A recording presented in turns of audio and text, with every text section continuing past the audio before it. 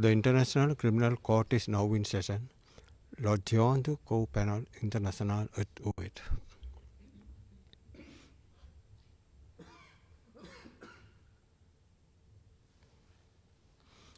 Please be seated. Sir.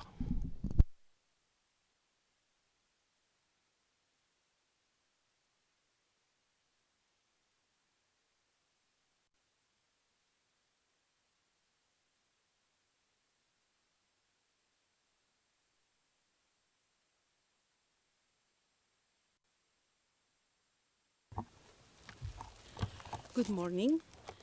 Would the court officer please call the case? Good morning, Madam President, Your Honors. Situation in the Republic of the Philippines in the case of the prosecutor versus Rodrigo Roa Duterte, case reference ICC 0121-0125, and for the record, we are in open session. Thank you. I am Judge Luz del Carmen Ibáñez Carranza, presiding in this appeal against arising from the case of Mr. Rodrigo Roa Duterte.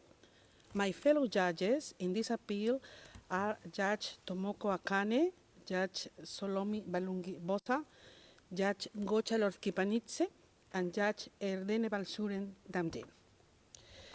I will allow now the parties and participants to identify themselves. First, the defense, please. You have the floor. Good morning, Your Honours. As you're aware, the former President, Rodrigo Duterte, has been excused appearance today. The defense is represented by myself, Attorney Nicholas Kaufman, Dr. Dov Jacobs, Attorney Davide Rancati, Maître Alexandre Dezev Davi, Attorney Kaylin Chell, and Nicholas Russo. Thank you. Now, please, the Office of the Prosecutor. Please, you have the floor. Good morning, Your Honors. The Office of the Prosecution is represented by Matthew Cross, Appeals Counsel, Edward Jeremy, Trial Lawyer, and myself, Mary Regue, Appeals Counsel. Thank you.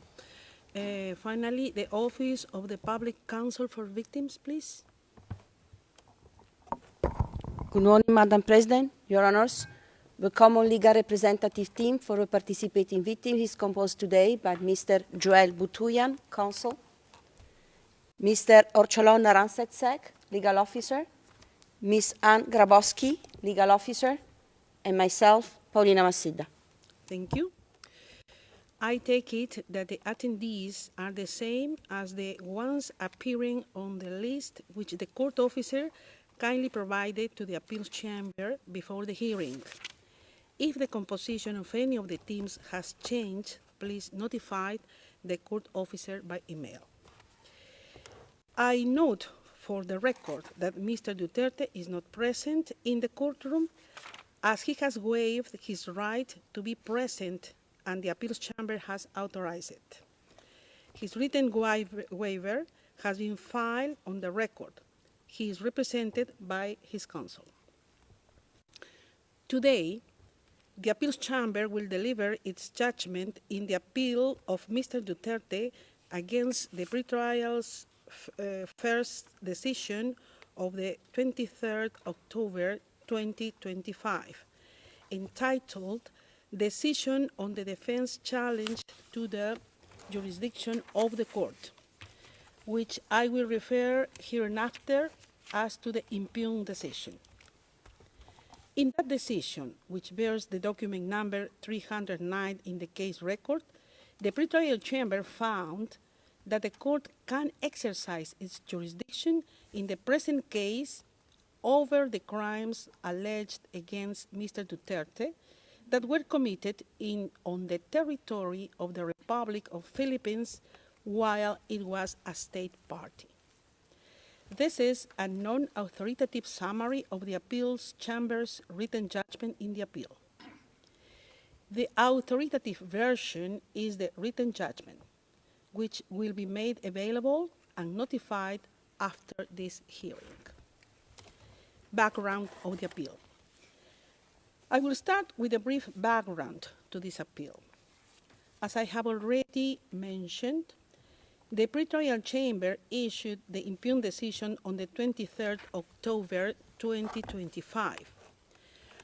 On 14 November 2025, the defense submitted its appeal brief raising 4 grounds of appeal and requesting the appeals chamber to reverse the impugned decision, to find that there exists no legal basis for the continuation of the International Criminal Court's proceedings against Mr. Duterte, and order his immediate and unconditional release. On 8 December 2025, the prosecutor and the OPCV responded to the appeal brief requesting the appeals chamber to confirm the impugned decision. Upon invitation from the appeals chamber, the prosecutor and the OPCV filed on 16 January 2026 additional observations on various issues considered necessary for the proper disposal of the appeal, and the defense filed a response thereto on the 23rd January 2026. The appeals chamber's judgment. I shall proceed to outline the decision of the appeals chamber on the merits of the appeal. First ground of appeal. Under its first ground of appeal, the defense contends that the pretrial chamber erred in finding that Article 127.2 is lex specialis with respect to Article 12. The appeals chamber recalls that the impugned decision, the pretrial chamber considered the effects of the withdrawal of the Philippines from the statute in circumstances in which the pretrial chamber granted the authorization to proceed with an investigation pursuant to Article 15.3 after the withdrawal had become effective. It concluded that Articles 12.2 and 13C, which I will refer to hereafter as provisions in Part 2, read in isolation, would not support the court's jurisdiction in the present case. However, in the interpretation of the pretrial chamber, Article 127.2 operates as lex specialis applicable to circumstances of a state party's withdrawal from the statute, with the effect that the court retains jurisdiction in the present case. The appeals chamber considers it important to determine the scope and meaning of these provisions, pursuant to Articles 31 to 33 of the Vienna Convention on the Law of Treaties, which require, inter alia, that a treaty shall be interpreted in good faith in accordance with the ordinary meaning to be given to the terms of the treaty in their context and in the light of its object and purpose. The appeals chamber notes the wording of the heading of Article 12 addressing the preconditions of the exercise of jurisdiction. Within those preconditions, Article 12.2 stipulates that the court may exercise its jurisdiction if one or more of the following states, i.e., the state on the territory of which the conduct in question occurred, or the state of which the person accused of the crimes is nationals, are parties to this statute. The appeal chamber particularly underlines that this article uses the present tense, which implies that a contemporaneous assessment is required. The appeals chamber rejects the argument of the prosecutor that the use of the present tense may plausibly reflect drafting convenience or even oversight, rather than the introduction of a restriction on the court's exercise of jurisdiction. The appeals chamber observes that during the discussion leading up to the Rome Conference, the adoption of Article 12 proved to be perhaps the most difficult compromise in the entire negotiations. Therefore, it cannot be assumed that this language, which is repeatedly and interconnectedly employed in Part 2 of the statute, can be easily dismissed as accidental. Rather, this wording lends support to the interpretation that the relevant states must be parties to the statute at the time the court exercises its jurisdiction. Articles 11 to 15, all referring to the exercise of the court's jurisdiction, are interconnected and must be subject to a systemic reading. Pursuant Article 12.1, there is a point in time at which a state becomes a party to the statute and accordingly accepts the jurisdiction of the court with respect to the crimes listed in Article 5. From this point in time, jurisdiction exists with respect to the relevant state until the acceptance is revoked by a state party's withdrawal from the statute. However, according to the statutory framework, the existence of jurisdiction needs to be distinguished from the exercise of jurisdiction. In situations of a state party's withdrawal from the statute, these provisions must also be assessed in light of Article 127, which addresses specific circumstances and determines that the withdrawal shall not prejudice in any way the continued consideration of any matter which was already under consideration by the court prior to the date on which the withdrawal became effective. The Appeals Chamber observes that the provisions referred to above must also be interpreted in line with the object and purpose of the statute, which is to put an end to impunity for the perpetrators of the most serious crimes of concern to the international community as a whole, and thus to contribute to the prevention of such crimes. It would be incompatible with this object and purpose to enable a state party to evade its responsibilities under the statute by depositing a written notice of withdrawal once it discovers that alleged crimes committed on its territory or by its nationals are being examined by the prosecution. At the same time, the state's right to withdraw from the statute would not be effective if the court were able to exercise jurisdiction indefinitely, despite the state no longer being a party. The present interpretation ensures an appropriate balance between the ability of states to effectively withdraw from the statute and the responsibilities that states accept upon ratification of the statute, whilst providing a clear timeline within which the examinations must be pursued.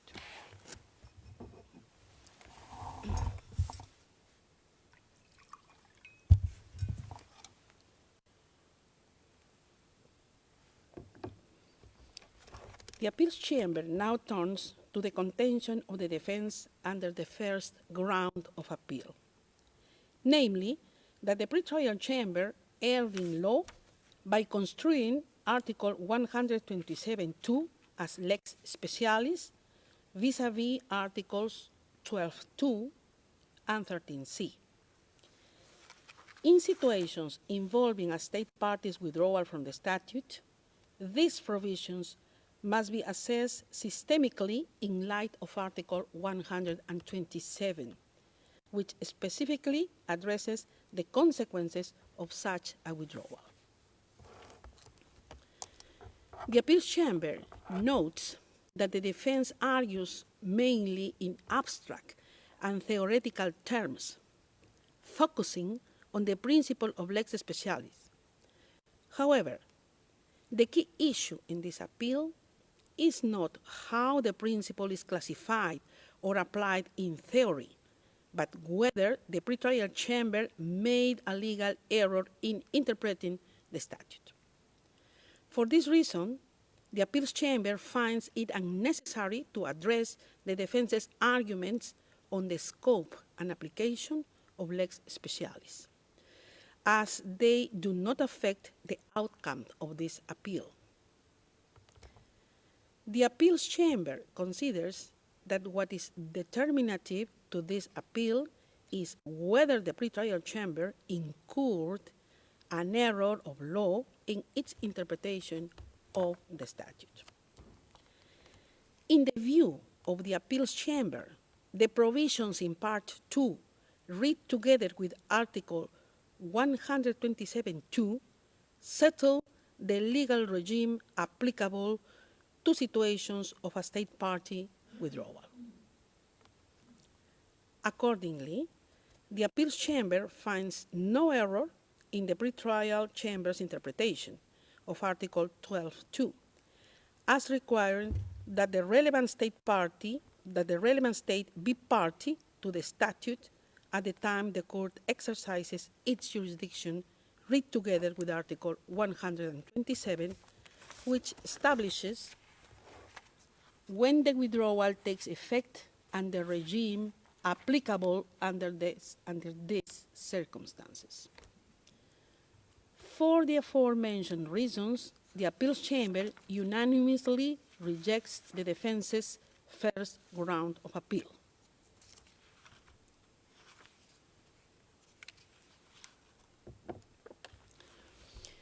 I shall now turn to the second ground of appeal.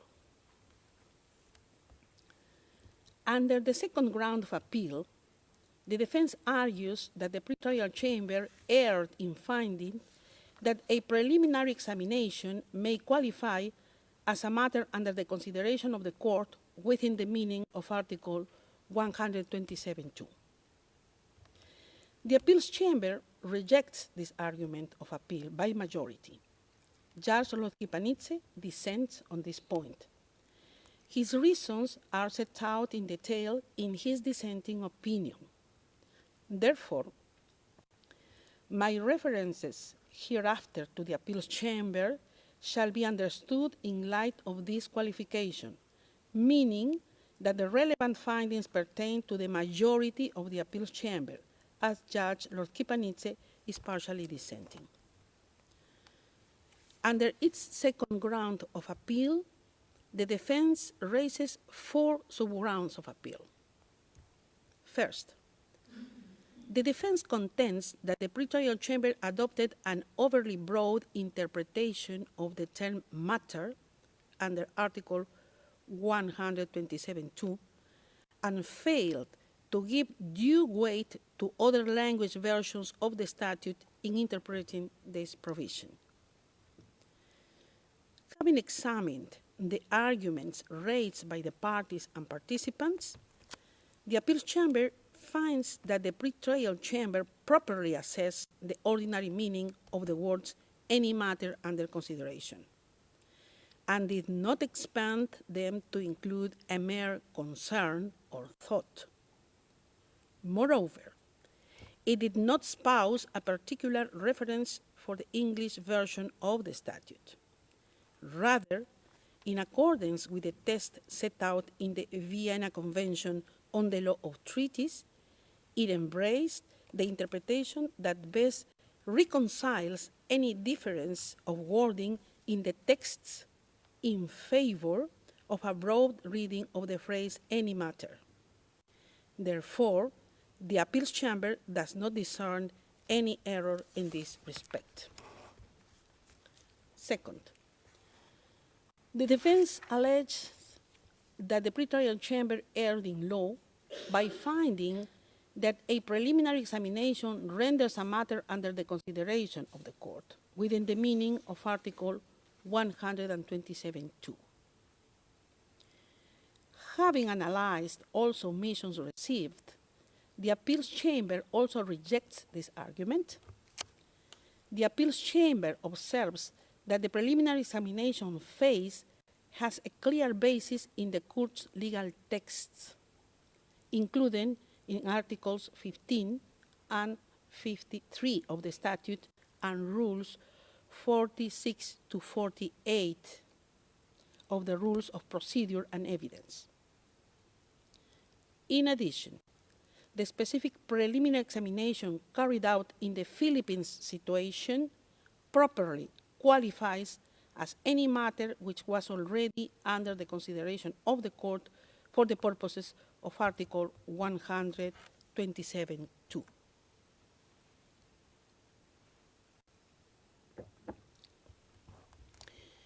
The Appeal Chamber notes that in the specific circumstances as detailed in the impugned decision, the prosecutor, A, decided to initiate a preliminary examination prior to the Philippines' withdrawal from the statute, B, publicly announced the initiation of a preliminary examination, C, adopted a number of procedural steps, some of which involved judicial rulings, and D, submitted a request to initiate a proprio motu investigation on the basis of the results of the preliminary examination.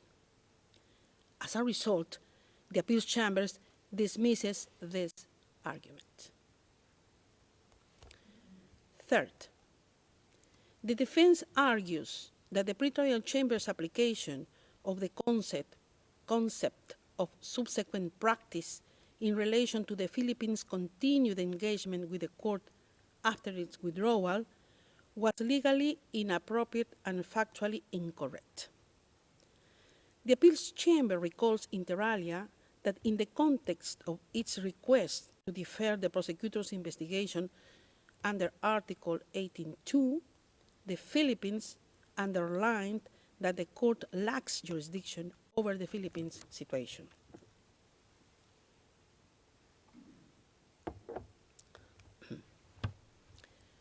The Appeals Chamber is of the view that the Philippines' decision to arrest and surrender Mr. Duterte, as well as its further engagement with the court, is insufficient to support a conclusion that the practice of the Philippines following its withdrawal qualifies as subsequent practice in the application of the treaty, which establishes the agreement of the parties regarding its interpretation within the meaning of Article 21(3)(b) of the Vienna Convention on the Loan Treaties.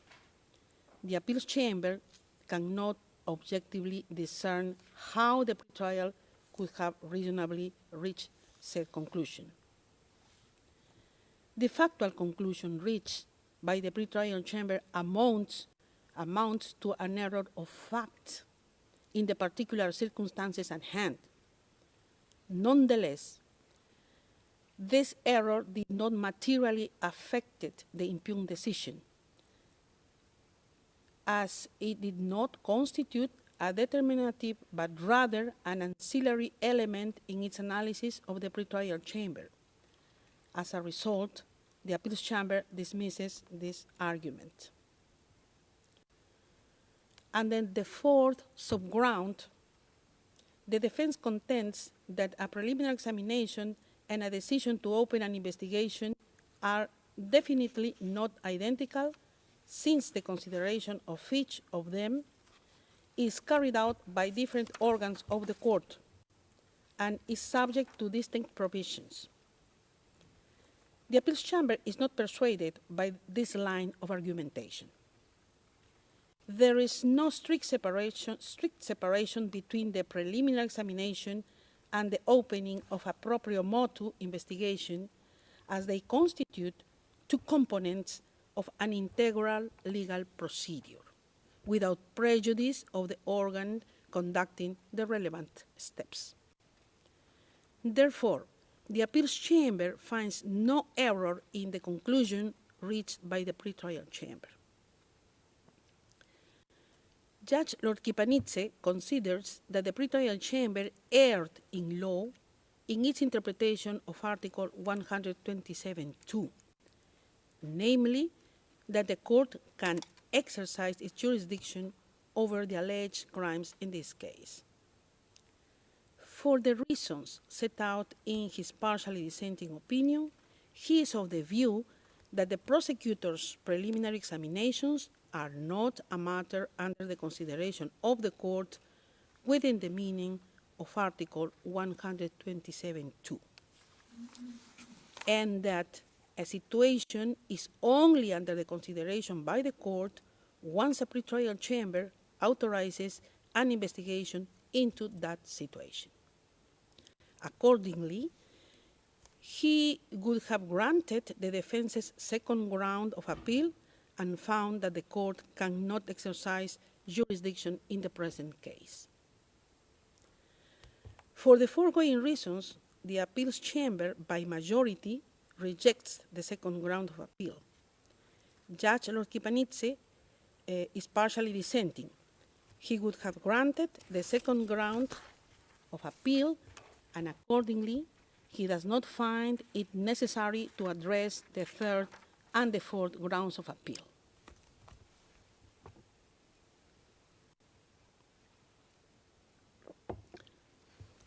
I shall now turn to the third ground of appeal. Under the third ground of appeal, the defense alleges that the pretrial incurred an error of law in interpreting that the term "the court" in Article 127(2) include the office of the prosecutor. The pretrial chamber noted that the word "court," which is capitalized in this article, refers to the institution of the International Criminal Court as per Article 1 of the statute, rather than the judicial chambers. It further considered that, as stated in Article 34, the court is composed of 4 organs, including the office of the prosecutor. The appeals chamber observes that, in line with the interpretative methodology required by the Vienna Convention on the Law Treaties, the pretrial chamber first considered the ordinary meaning of the word court, noting the ambiguities in the ordinary meaning of the word. The pretrial chamber then considered the context of the term in the statute as a whole, as well as by reference to the context in which it is used in Article 127 itself. The appeals chamber finds that the statute employs the term "the court" in distinct senses, and it must be ascertained which one is appropriate with respect to the provisions under interpretation. Having considered the analysis of the pretrial chamber, particularly regarding the context in which the term "the court" is used in both the statute and in Article 127, the appeals chamber considers that the defense has failed to show how the pretrial chamber erred in finding that the term "the court" includes the office of the prosecutor for the purposes of Article 127(2), and therefore the appeals chamber rejects the third ground of appeal. I now turn to the fourth ground of appeal.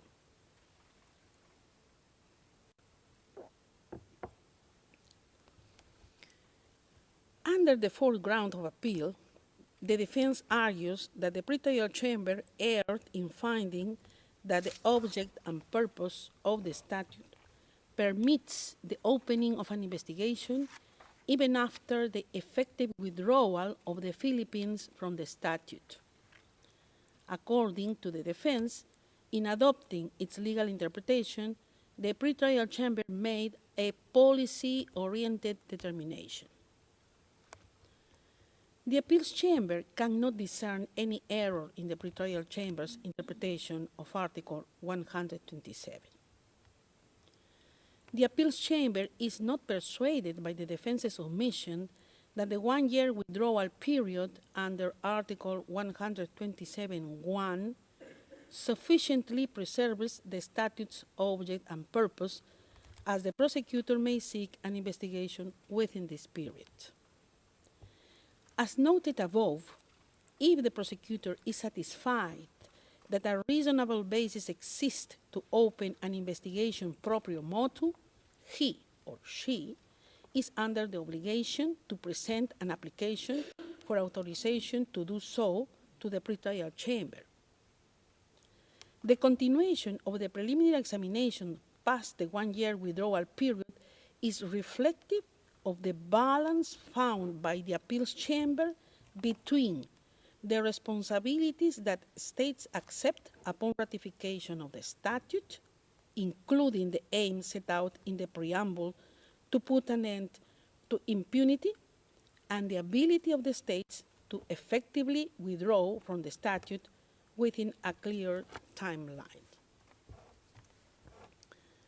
The appeals chamber further notes that the pretrial chamber's assessment of certain facts led it to conclude that there is a direct relationship between the prosecutor's announcement of the opening of preliminary examination and the decision of the Philippines to withdraw from the statute. The defense contends that the pretrial chamber unduly relied on a subjective political critique.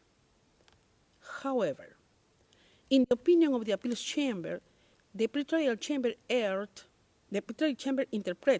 interpreted Article 127 in line with the methodology set out in the Vienna Convention on the Law of Treaties and its discussion of the Philippines' potential motivations for withdrawing from the statute did not form part of the reasoning contributing to its legal interpretation of Article 127(2). Rather, having explained why the object and purpose of the statute also supported its interpretation of Article 127, the pretrial chamber merely referenced certain facts to provide an example of what Article 127, read as a whole, is designed to prevent. Therefore, the appeals chamber considers that the defense has failed to demonstrate that the pretrial chamber committed an error of law and rejects the fourth ground of appeal.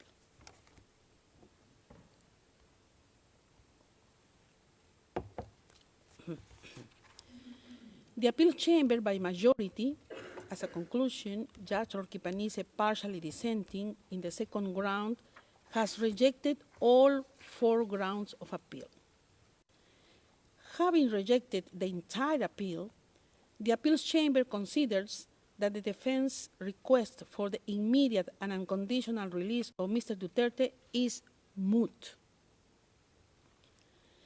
In the appeal pursuant to Article 82(1)(a) of the statute, the appeals chamber may confirm, reverse, or amend the decision appealed. In the present case, the appeals chamber by majority confirms the impugned decision. Judge Orquipanise appends a partially dissenting opinion. This brings us to the end of the summary of the appeals chamber's judgment of today. Finally, I would like to end by thanking all the parties, participants, and their counsel, registry staff, and interpreters who have assisted with today's hearing. There is a lot of work that goes on behind the scenes to ensure that these hearings run smoothly, and the appeals chamber is very grateful to all of those involved, including to IMSS for its efforts to make sure the courtroom's system are available for the present hearing. Finally, I would like to thank my colleagues, the judges, and the appeals chamber's staff for their support. The hearing is adjourned. All rise, we will obey.